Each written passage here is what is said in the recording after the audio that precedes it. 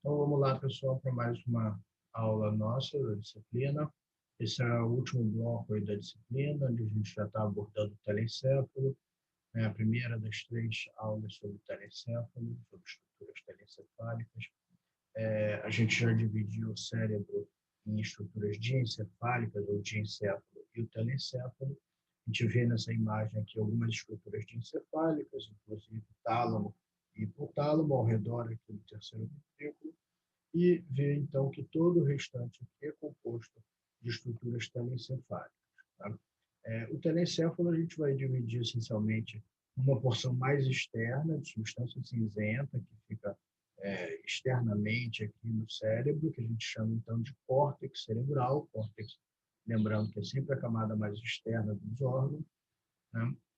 Depois, mais internamente, a gente tem uma substância branca, que é bastante volumosa, que a gente chama de centro branco medular. A gente vai falar de algumas porções do centro branco medular ainda nessa aula. E mais internamente, na base do telencéfalo, a gente vê alguma substância cinzenta aqui, incluindo o tamo e globo pálido e o núcleo caudado aqui, claustro também representado, tá? Que são os núcleos da base do telencéfalo. Numa imagem comparativa mais real, a gente consegue ver de novo aqui o terceiro ventrículo, com estruturas encefálicas, o córtex cerebral, o centro branco medular, tá? E um pouco aqui, a função da vista, a gente vê um pouquinho de núcleos da base, com uma coloração acinzentada aqui. Tá? Então, falando um pouco de núcleos da base, a gente caracterizar, a gente precisa entender esse nome. A primeira pergunta seria o que são núcleos, né? Então, esse conceito a gente já apresentou lá no início do sistema nervoso central. Os núcleos são aglomerados aí de corpos neuronais envoltos por substância branca dentro do sistema nervoso central. Né? Essa substância cinzenta aí, então, compõe os núcleos. Né? E base, porque eles ficam na base do telencéfalo. Então, os núcleos da base, essencialmente, são um conjunto de núcleos que ficam localizados na base do telencéfalo. Tá? Aqui, desenhados aqui como núcleo lentiforme, né, que é composto pelo putamen e globo pálido, e o núcleo caudado aqui em azul, com a sua porção caudada, né, e a sua porção discefálica, né, sua cabeça e cauda do núcleo caudado. Tá? Temos também o núcleo amidalóide aqui, apresentado, a gente vai falar dele já já. Então, quais são esses núcleos da base? Já que estão no plural, né, esse termo, deve ser mais de um. Então, são várias estruturas aqui que podem ser consideradas núcleos da base, a gente vai comentar aqui o pedido de cada uma, e vai se fixar mais nessas 3 primeiras estruturas. Tá? Então, o núcleo caudado, o putamen e o globo pálido, sendo que esses dois juntos aqui, o putamen e o globo pálido, formam o núcleo lentiforme. A gente já vai desambiguar essa formação aqui. São as 3 estruturas que são mais citadas, que são mais estudadas como núcleos da base. Então, sempre que a gente menciona núcleo da base, a gente lembra dessas 3 estruturas que juntas formam o corpo estriado. Tá? Mas, além dessas estruturas, tem outras estruturas que são núcleos considerados núcleos da base. Né? Então, uma delas é o claustro, a gente viu na imagem nos slides anteriores. O claustro fica ao redor ali do corpo estriado, e se sabe muito pouco. Então, ele é considerado um núcleo da base, não há dúvida que ele é um núcleo que fica na base do telencéfalo, mas por se saber muito pouco das funções dessa estrutura, a gente não vai comentar muito sobre ela nessa aula. Uma outra estrutura importantíssima é o núcleo amidalóide, ou amígdala, né, que é um núcleo da base, novamente a substância cinzenta, fica na base do telencéfalo, mas a gente vai estudar o núcleo amidalóide na aula de sistema límbico. É uma estrutura-chave do sistema límbico, por isso faz mais sentido a gente estudar ela no sistema límbico, na aula de sistema límbico. A gente tem outras estruturas aqui, inclusive a substância nigra, que é pertencente ao tronco encefálico, e o subtálamo, que é pertencente ao diencéfalo, que obviamente não são estruturas da base do telencéfalo, mas têm funções parecidas. Então, alguns autores consideram estudar a substância nigra e subtálamo como parte de núcleos da base. Tá? E aí já é uma questão funcional e não anatômica. Né? E a gente tem aqui, para fechar, dois núcleos aqui, a substância nominada e o núcleo basal de Meynert, que são estruturas microscópicas, ou seja, são núcleos, são aglomerados de corpos neuronais que ficam na base do telencéfalo, então são núcleos da base, mas que não se vê a olho nu, então foram descobertas e descritas mais tardiamente, e a gente menciona um pouco delas ainda essa aula. Então, a principal estrutura, na verdade, as principais estruturas vão ser essas três aqui que a gente vai estudar, que juntas, né, o núcleo caudado, portanto, e o globo pálido, formam o que a gente chama de corpo estriado. Tá? Então, a principal estrutura aí dos núcleos da base seria composta pelo corpo estriado. O corpo estriado ele pode ser dividido em núcleo caudado e núcleo lentiforme, conforme até aquela imagem que a gente já mostrou, alguns slides anteriores, alguns autores dividem ela assim, né? Sendo que o núcleo lentiforme pode ser dividido entre uma região que a gente chama de putamen e outra região que a gente chama de globo pálido. Tá? Mas alguns autores dividem o corpo estriado de uma forma diferente. Em vez de dividir o corpo estriado em núcleo caudado e núcleo lentiforme, dividem o corpo estriado em uma estrutura que é chamada de estriado, cuidado aí para confusão, porque corpo estriado contém o estriado, né? Então, são, apesar do nome muito parecido, né?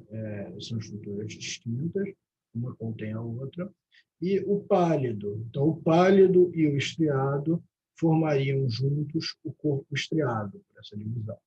Sendo que o pálido seria composto somente pelo globo pálido, né? Mais um motivo aí para confusão de nome, e o estriado seria composto pelo núcleo caudado e pelo putame. Tá? Então, aqui é cuidado para não fazer confusão com esses nomes, essas duas divisões importantes aí do corpo estriado. Quais as funções aí dos núcleos da base? A primeira coisa que a gente tem que assumir é que realmente são estruturas que a gente não conhece muito a funcionalidade delas. Algumas funções são bastante reconhecidas, mas também é reconhecido que várias outras funções devem ser atribuídas ao corpo estriado, embora não se conheça ainda direito como essas funções se dão e se existem ainda outras funções associadas. Tá? Do que se conhece, se sabe que o corpo estriado está bastante envolvido com controle motor. Foi a primeira função descrita do corpo estriado, seria a participação do corpo estriado nos processos motores. Tá? Mas, além disso, já se sabe, bastante bem documentado, que o corpo estriado também participa em processos cognitivos, processos emocionais e, de alguma forma, ele parece fazer um mecanismo de checagem de informações corticais. A gente já vai mencionar sobre isso. Tá? Então, além dessas funções aqui, dessas duas funções mais descritas mais contundentemente, também o corpo estriado regularia atividades corticais, participaria da regulação de atividades corticais e participaria no controle, estimulando ou inibindo as redes neurais, as redes aminérgicas e outras funções, não só corticais, mas do sistema nervoso central como um todo. Já foi descrito alguns mecanismos de sistemas paralelos, sistemas do tipo relé, né, onde o primeiro a ser descrito, obviamente, foi do córtex motor, algumas regiões motoras do córtex cerebral enviam informações para o corpo estriado, aqui o E significa estriado e o P significa pálido, né? Então, envia essa informação para o estriado, do estriado a informação vai para o pálido, do pálido a informação vai para o tálamo, que é uma estrutura diencefálica, pela qual as informações voltam ao córtex motor. Então, seria um mecanismo de checagem, um sistema paralelo de checagem de informações motoras, bem descrito, embora a funcionalidade deles, como isso funciona, que tipo de informação é estimulada, que tipo de informação é inibida nesse mecanismo de checagem não seja bem descrito. Depois viu-se que esse mecanismo de sistema paralelo também acontece com outras áreas corticais, áreas de associação corticais, áreas mais evoluídas, de abstrações, de comportamento contextualizado, fazem esse mesmo mecanismo de checagem, enviando essas informações para o estriado, de lá para o pálido, de volta para o tálamo e para as áreas de associação cortical. Do mesmo modo, áreas límbicas do córtex cerebral, então áreas envolvidas a processos emocionais e cognitivos, enviam essas informações para a região de estriado ventral e pálido ventral, que devolve essas informações para o tálamo e, assim, de volta para o córtex cerebral. Então, existem sistemas paralelos aí de checagem de informações, não só motoras, mas outros tipos de... Não só motoras e não só emocionais e cognitivas, mas também outros tipos de informações são enviadas para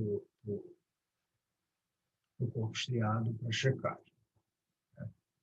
Como é que a gente sabe que o corpo estriado, então, está relacionado com processos motores? Isso é bem caracterizado porque existem sintomas do mau funcionamento do corpo estriado, então pacientes com lesões de corpo estriado apresentam sintomas relacionados à motricidade, principalmente disfunção de tônus muscular, diminuição de tônus muscular ou aumento do tônus muscular, aparecimento de movimentos anormais involuntários e distúrbios de iniciação de movimentos.